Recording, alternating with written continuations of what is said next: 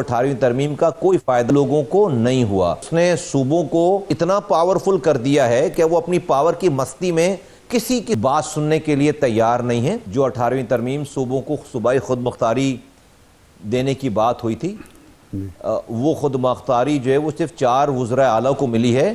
وہ trickle down نہیں ہوا. پیسے لیتے ہیں اوپر سے وفاق سے سارے اور نیچے ٹرکل ڈاؤن نہیں کرتے. تو بالکل جو ہے وہ 18ویں ترمیم کا کوئی فائدہ کسی صوبے کے ڈسٹرکٹ کو، یونین کاؤنسلز کو، عام لوگوں کو نہیں ہوا.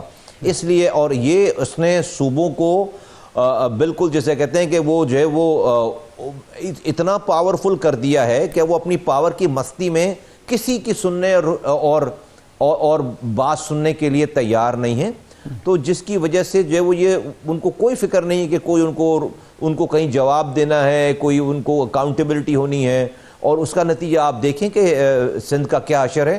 سندھ کے شہری علاقے کراچی جو کہ پاکستان کو ریونیو کما کر دینے والا شہر، اس کا حشر کیا ہے. تو اس ہمیں تو کوئی عوام کو تو کوئی فائدہ نہیں ہوا. اس کی اسپرٹ تو یہ نہیں تھی جو آج ہے کہ صرف 4 صوبوں کے وزراء اعلیٰ کو خود مختار کر دیا جائے. آپ جو ہے وہ NFC ایوارڈ سے پیسے لیں، PFC ایوارڈ نہیں دیں. آپ جو ہے وہ وہاں ڈیویزیبل پول میں پیسے لیں اور ڈسٹرکٹ کو کچھ بھی نہ بانٹیں، کچھ بھی نہ دیں. تو اس لیے میں نے یہ بات کی ہے اور اتنے دنوں کے 18 سالوں کے تجربوں کے بعد، اس سب کچھ دیکھنے کے بعد یہ بات کی ہے. اچھا مصطفیٰ صاحب، اب حکومت اس وقت آپ حکومت کا حصہ ہیں، حکومت مسلم لیگ کی ہے. یہ ترمیم جب 10 میں ہوئی تھی تو 13 میں میاں نواز شریف صاحب کی حکومت آ گئی تھی. وہ 5 سال حکومت رہی مسلم لیگ کی. وہ تجربہ ان کو بھی ہوا ہوگا اور ہم سمجھتے ہیں، ہمیں معلوم ہے کہ اس وقت بھی یہ باتیں ہوتی تھی کہ صحت اور تعلیم کے حوالے سے 18ویں ترمیم کا نقصان ہوا ہے. تو ابھی تک آپ وفاقی حکومت کو، مسلم لیگ کو، اپنی اتحادی جماعت کو قائل کیوں نہیں کر سکے کہ جی یہ واقعی خاص طور پر کراچی اور سندھ کے حوالے سے اور عمومی طور پورے ملک کے حوالے سے یہ ترمیم جو ہے نقصان دہ ہے اور یہ اختیارات سارے منجمد ہو گئے ہیں وزرائے اعلیٰ میں. وہ نیچے نہ وسائل تقسیم ہوئے ہیں نہ اختیارات تقسیم ہوئے ہیں. پاکستان میں ارشاد عارف صاحب صحیح ٹائم پر اور قائل ہو کر لوگ فیصلے نہیں کرتے، مجبور ہو کر کرتے ہیں. اور جب تباہی بربادی سر پر آ جائے جب کرتے ہیں. تباہی بربادی سر پر آ گئی ہے. پاکستان کا نظام اس نظام میں نہیں چل رہا. آپ دیکھیں کہ گورننس لوگوں کے ڈور اسٹیپ تک ڈیلیور ہو ہی نہیں پا رہی اور اس کا نتیجہ یہ ہو رہا ہے کہ لوگ جو ہے وہ بددل ہو رہے ہیں. لوگ جس کو جو آپ دیکھیں کہ آج سوشل میڈیا یا آج گراؤنڈ پہ چلنے ہوئے ایک عام آدمی کو کتنی سیٹسفیکشن ہے، اس سے ذرا بات کر کے دیکھ لیں. اس کی وجہ یہ ہے کہ جس ٹول نے، جس وہیکل نے، جس سسٹم نے اس کے ڈور اسٹیپ پہ اختیارات اور وسائل اور اس کو سرو کرنا ہے، وہ سسٹم ہی پاکستان میں مسنگ ہے. اور جب اس کی بات کریں تو آج کے موجودہ جو ہمارے پروونشل گورنمنٹ پہ جو برجمان لوگ ہیں وہ اس پہ کمپرومائز کرنے کے لیے تیار نہیں ہے. تو وقت اب یہ آ گیا ہے کہ ہمیں لوگوں کی جو ہے وہ ذاتی خواہشات کو بچانا ہے یا پاکستان کو بچانا ہے. تو میں سمجھتا ہوں کہ اب یہ ہماری خواہش نہیں ہے، پاکستان کی مجبوری ہے. ورنہ چلا لیں، جو ہے وہ ہم تو کہتے ہیں کہ بھئی چلا لیں. چل نہیں رہا ملک میں لوگوں کے کو ڈور اسٹیپ پر کتنی اچھی وفاقی حکومت ہو جائے، کتنی اچھی صوبائی حکومت ہو جائے، گلی کوچوں میں اختیارات وسائل نہیں، تباہ برباد ہے. پانی نہیں ہے، سیوریج کا نظام نہیں ہے، سالڈ ویسٹ نہیں ہے، آگ بجھانے والا نہیں ہے، رات میں لائٹ نہیں، صبح گیس نہیں. وہ جو 90% مسائل جو تمام مہذب دنیا میں گراس روٹ لیول پہ 3rd tier of the government حل کرتی ہے، ہمارے ہاں وہ ٹول ہی موجود نہیں ہے. اور مزے کی بات ہم کہتے ہیں جمہوریت ہے.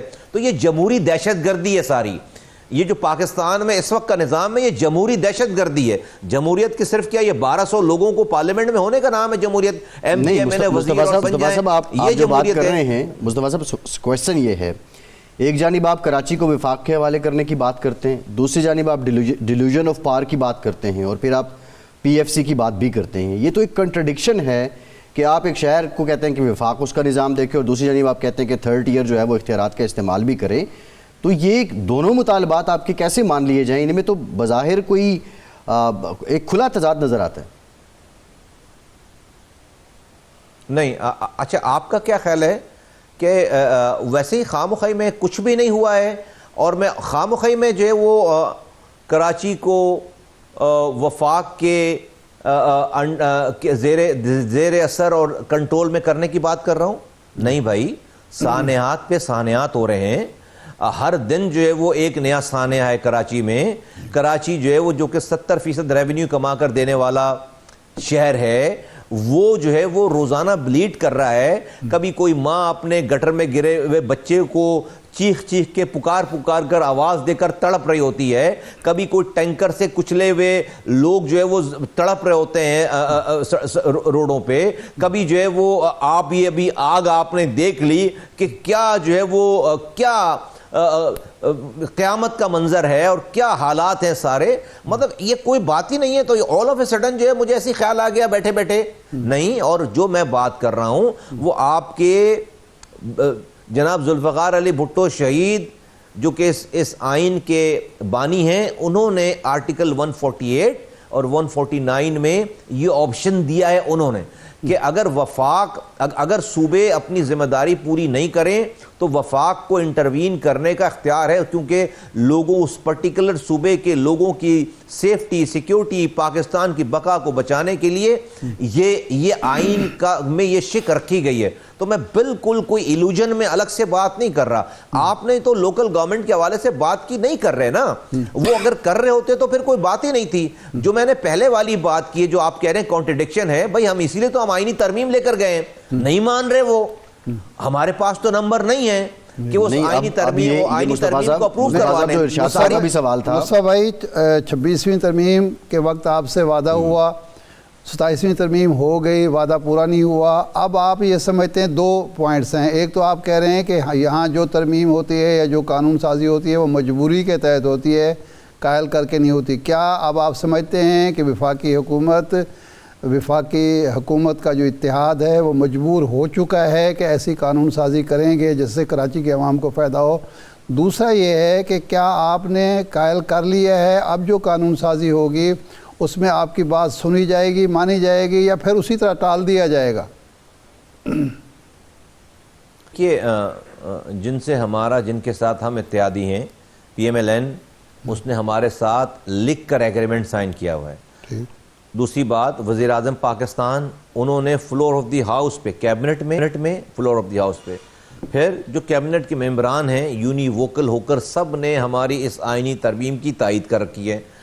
خواجہ آصف صاحب, رانا تنویر صاحب, احسن اقبال صاحب اور رانا ثناء اللہ صاحب, یہ سب, اور ایوری بڈی, میں پوری کیبنٹ کی بات کر رہا ہوں, معذرت میں 4 نام لے رہا ہوں. پھر فلور آف دی ہاؤس پہ آپ ڈیفنس منسٹر صاحب کی, رانا تنویر صاحب کی اور دوسرے ممبران کی, آپ خواجہ آصف صاحب کی آپ گفتگو سنیے, احسن اقبال صاحب کی آپ گفتگو سنیے. یہ وہ سارے کیبنٹ کے لوگ ہیں.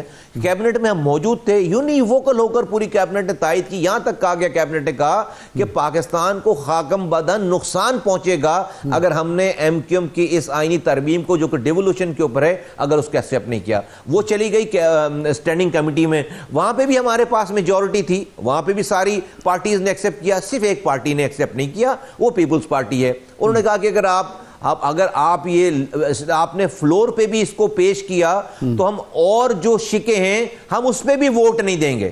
اور تمام مجبور ہو گئے. ہمیں کہا گیا بھائی جو ہے وہ صبر کر لیں, صبر کر لیا.